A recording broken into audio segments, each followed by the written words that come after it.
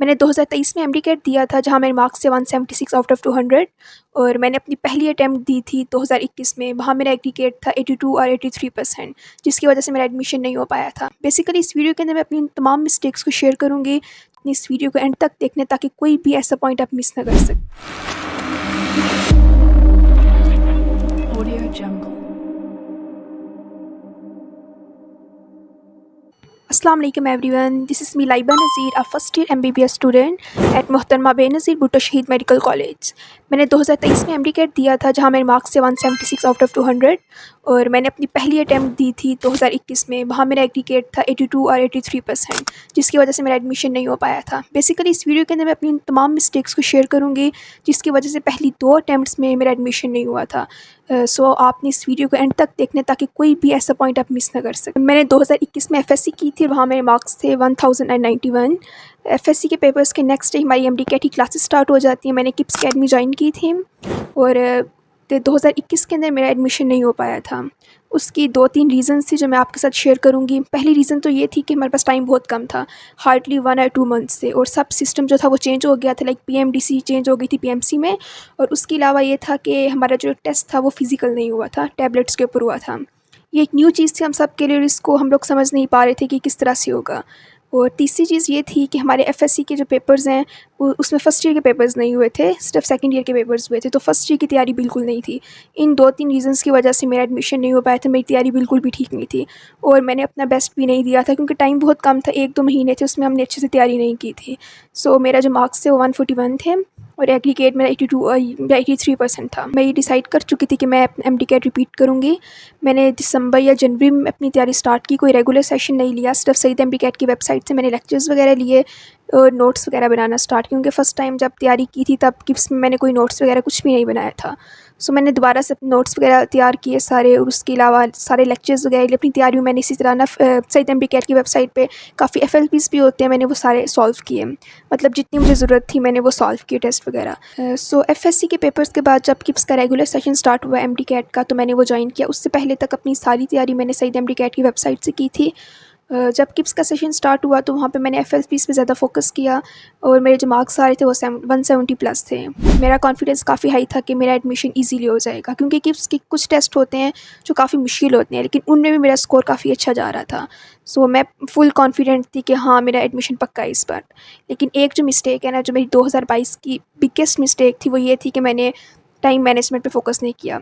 सो हमारा ये सीन होता है कि हमारे पास 200 एमसीक्यूज़ के लिए 210 मिनट होते हैं, लाइक 3.5 आवर्स होते हैं 200 एमसीक्यूज़ को सॉल्व करने के लिए, और ये काफ़ी ज़्यादा टाइम होता है। इसमें हम इजीली टेस्ट सॉल्व कर सकते हैं, लेकिन ये इंपॉर्टेंट चीज़ है कि हम पहले प्लानिंग करके चलें कि पहले कौन सा सब्जेक्ट हमने सॉल्व करना है, बायो करना है, फिजिक्स या केमिस्ट्री।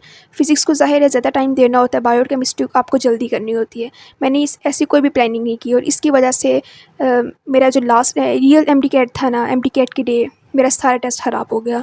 हुआ ये कि 13 नवंबर को हमारा टेस्ट था, यूएचएस का मैंने टेस्ट दिया था। मैंने बायो का पोर्शन पहले सॉल्व किया, फिर केमिस्ट्री, क्योंकि टेस्ट इजी था, मैं आराम से सॉल्व कर रही थी। जब मैं फ़िज़िक्स पर पहुंची तब तक मेरे पास सिर्फ 55 मिनट्स रह गए थे। मेरी फ़िज़िक्स रहती थी सारी, लॉजिकल रहती थी, इंग्लिश और इवन बायो के भी काफ़ी एमसीक्यूज़ मेरे पास पेंडिंग थे। मैं तब पैनिक कर गई, मैंने कहा अब ये नहीं हो सकता, क्योंकि अब काफ़ी टाइम हो चुका है और अब इसमें टेस्ट सॉल्व नहीं हो सकता। मैंने अपनी इवन पेंसिल रख दी और मैंने कहा मैं आगे सॉल्व नहीं करूँगी। ये एक मेरी मिस्टेक थी, मैं मानती हूँ, और मुझे एटलीस्ट इतना करना चाहिए था कि मैं उसको सॉल्व करती, देखती कि उन एमसीक्यूज़ में क्या है।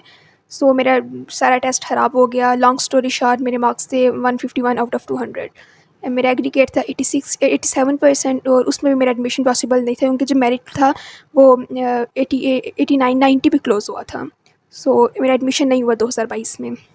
मैं काफ़ी डिप्रेस थी उसके बाद कि ये मैंने क्या किया अपने साथ। 2022 का मेरा पूरा साल लगाने के बावजूद मेरा एडमिशन नहीं हो पाया, और सबसे ज़्यादा दुख इस बात का था कि मैंने घर आके उस टेस्ट को सॉल्व किया, और वो एमसीक्यूज़ मुझे आते थे, मैं उनको कर सकती थी। सिर्फ एक मिस्टेक मेरी कि मैंने टाइम मैनेज नहीं किया, जिसकी वजह से मेरा सारा टेस्ट, मेरा पूरा साल ज़ाया हो गया।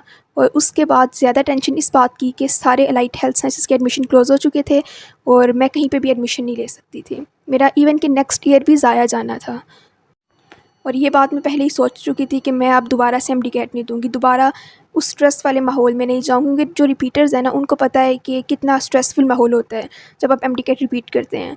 लेकिन अब ये सीन था कि आगे मैं कहीं एडमिशन भी नहीं ले सकती थी, और कुछ और मतलब उस साल में कुछ नहीं कर सकती थी। तो मैंने यही सोचा कि बस एक मरतबा दोबारा एमडी-कैट दे देती हूँ, अगर एडमिशन हुआ तो ठीक है, वरना देखा जाएगा। इवन कि साल तो ऐसे ही जाना है, लेकिन एक मैं तब बुक्स को खोल के अपनी मिस्टेक्स को एनालाइज़ करती हूँ। तो मैंने दोबारा ये सोचा कि जब एंड पे 2-3 महीने रह जाएंगे तो मैं तैयारी करके एमडी दे दूँगी और सिर्फ उस चीज़ पे फोकस करूँगी जिसकी वजह से मेरा 2022 का जो साल है ना वो ज़ाया गया है। मैंने टेस्ट से 2-3 महीने पहले कोई अकेडमी वगैरह ज्वाइन नहीं की, या बस अपनी बुक्स वगैरह खोली, कोई नोट्स कुछ भी नहीं बनाया, क्योंकि सब कुछ पहले ही मेरा तैयार था, मैं सब चीज़ें तैयार थी।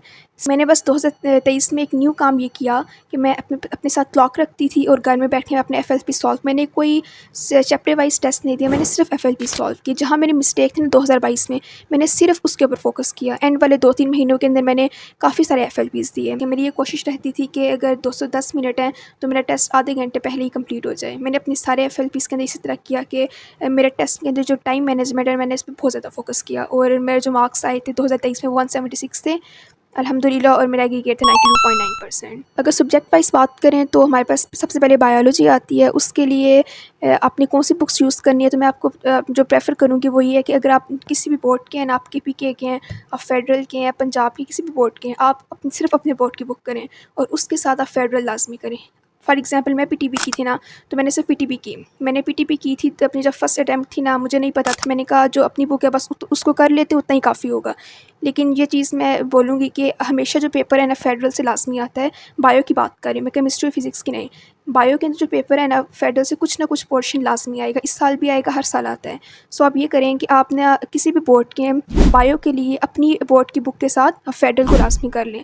फेडरल ज़ाहिर आपको सारी नहीं करनी होती, जब आपने पीटीबी रीड कर ली, अपनी बोर्ड की बुक रीड कर ली, तो सिर्फ मेन पॉइंट्स रह जाते हैं जो आप फेडरल को एक मरतबा रीड करते हैं और उनको हाईलाइट कर लें।